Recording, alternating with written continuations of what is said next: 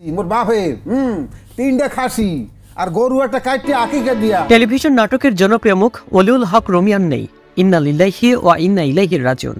সোমবার 22 এপ্রিল ভোরে রাজধানীর একটি বেসরকারি হাসপাতালে চিকিৎসাধীন অবস্থায় শেষ নিঃশ্বাস ত্যাগ করেন তিনি।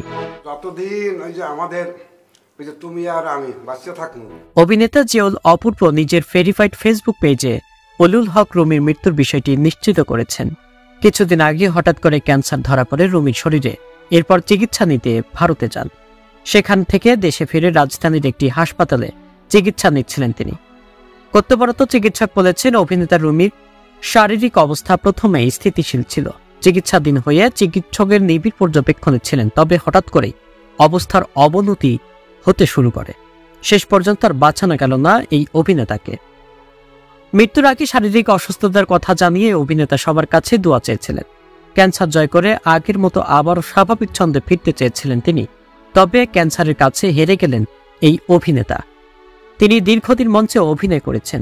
থিয়েটার বেলি রোডের আলোচিত এখনো কৃতদাস নাটকে অনবদ্য অভিনয় করেছেন তিনি।